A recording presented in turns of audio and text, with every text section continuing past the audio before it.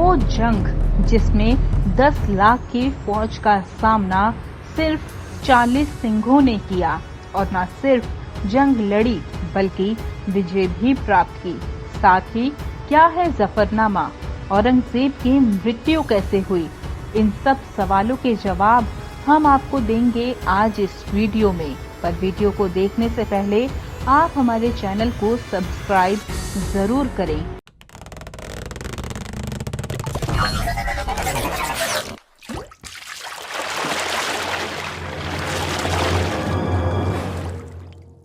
मुगल सल्तनत लोगों का धर्म परिवर्तन कराना चाहती थी और दशमेश पिता यानी कि गुरु गोबिंद सिंह साहिब जी द्वारा सजाया खालसा पंथ इसका विरोध करता था और इसलिए हर जात के लोग गुरु जी के साथ जुड़ते और फक्र महसूस करते थे। उनकी बढ़ती ताकत देख अनंतपुर के पहाड़ी राजाओं और मुगल सल्तनत को चिंता सताने लगी, जिसके कारण मुगलई सेना और पहाड़ी राजाओं की सेना ने मिलकर अनंतपुर के किले पर धावा बोल दिया और जंग मई सन 1704 में शुरू हो गई। अनंतपुर का किला काफी ऊंचे स्थान पर था, जिसके कारण मुगल फौज का उन तक पहुंचना नामुमकिन सा था, जिसके कारण मुगल फौज ने रणनीति बनाई जिसमें वह किले से कुछ दूर अपना डेरा लगाकर बैठ गए, जिससे कि तीर उनके ना लग पाए और किले के अंदर कुछ ना पहुंच पाए। धीरे धीरे समय बीता, पहाड़ी राजाओं और मुगल सल्तनत के खजाने खाली होने लगे। साथ ही भारी बारिश के कारण उस समय महामारी भी फैलने लगी, जिससे मुगल फौज को काफी नुकसान पहुंचने लगा।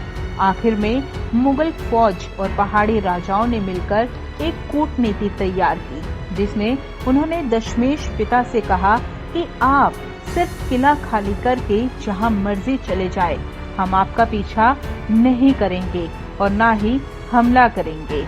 जिसमें मुगलों ने कुरान शरीफ की कसम खाई और पहाड़ी राजाओं ने अपनी गौ माता की। पर इतिहास गवाह है कि किस प्रकार उन्होंने अपनी कस्में तोड़ी। हालांकि इस बात का यकीन गुरु गोबिंद सिंह साहिब जी ने नहीं किया, क्योंकि वह उनके दोगलेपन को भली भांति जानते थे। पर गुरु जी के सिंहों ने 5 प्यारे बनकर अपनी बात गुरु गोबिंद सिंह साहिब जी से मनवा ली। गुरु गोबिंद सिंह साहिब जी ने अपने परिवार और सिंहों के साथ 20 दिसंबर की रात आनंदपुर साहिब का किला छोड़कर खाली कर दिया। पर मुगल फौज ने अपने वादे तोड़कर पीछे से हमला कर दिया, जिसका सामना सिंहों ने बखूबी किया। साथ ही तेज तूफान के कारण सिरसा नदी के पानी का बहाव तेज होने लगा। परिवार वहां पर बिछड़ गया, जिसमें उनके 2 छोटे साहिबजादे बाबा फतेह सिंह जी और बाबा जोरावर सिंह जी और माता गुजरी जी अलग हो गए और वहीं उनके 2 बड़े साहिबजादे और 40 सिंह गुरु जी के साथ चमकौर पहुंचे। उनके पीछे मुगलों की एक विशाल सेना, जिसका नेतृत्व वजीर खां कर रहा था, 22 दिसंबर की सुबह तक चमकौर पहुंच गया। वजीर खां गुरु गोबिंद सिंह जी को जीवित या मृत पकड़ना चाहता था। चमकौर के इस युद्ध में गुरु गोबिंद सिंह जी की सेना में केवल उनके 2 बड़े साहिबजादे बाबा अजीत सिंह जी एवं बाबा जुझार सिंह जी और 40 अन्य सिंह थे।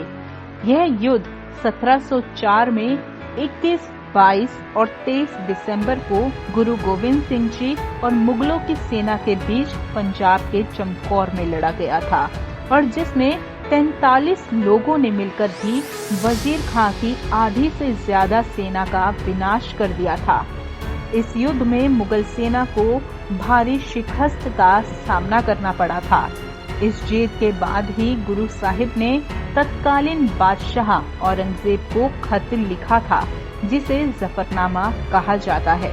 जफरनामा वो खत है जिसे पढ़कर एक अहंकारी और जालिम बादशाह अपने अपराध बोध से ही खत्म हो गया।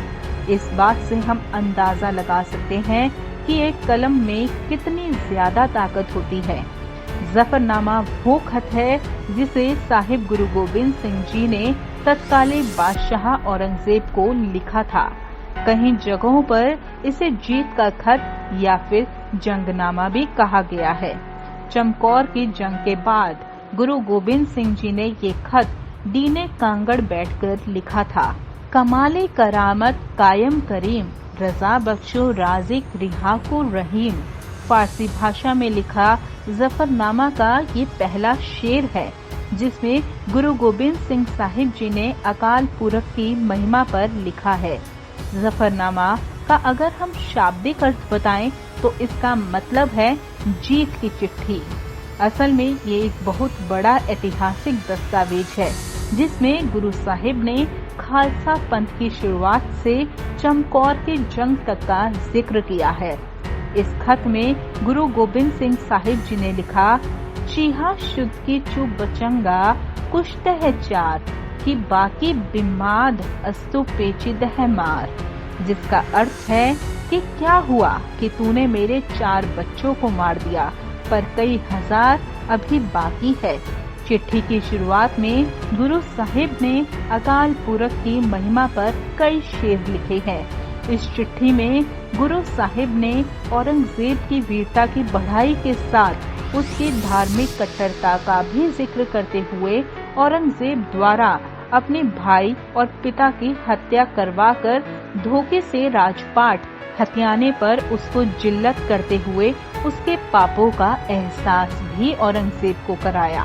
गुरु गोबिंद सिंह साहिब जी ने उसे तलवार से नहीं बल्कि अपनी कलम से ही मार दिया था। गुरु साहिब ने लिखा, ना दानव कई मर्द पे माके शिकन के दौलत परस्त अस्त ईमा फिकन। ना ईमा परसी ना ओजाई दी ना साहिब शनासी मोहम्मद यकी। जो कस्मे कुरासद कुनत इश्तियार मरा कतरे नायद अज्ञे इतबार। जिसका अर्थ है, औरंगजेब, मैं नहीं मानता कि तू लोगों को न्याय देने वाला बादशाह है।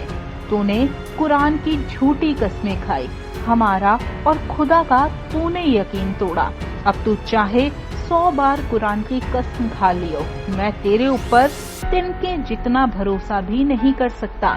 इस खत से पता चलता है कि गुरु साहिब की कलम कितनी ईमानदारी और अद्वितीय साहस से लिखती थी। इतिहास गवाह है कि औरंगजेब के आगे कोई ऊंची आवाज में बात तक नहीं कर सकता था, पर इस खत में पहली बार अपने बारे में सच्चाई सुनकर औरंगजेब अपने भीतर तक चूर चूर हो गया था और उसे अपनी कमजोरियों का इतना एहसास हुआ कि वह अवसाद में आकर इस दुनिया से ही चला गया। तो अगर आपको हमारी वीडियो पसंद आई तो वीडियो को लाइक करना, शेयर करना और चैनल को सब्सक्राइब करना ना भूलें। धन्यवाद।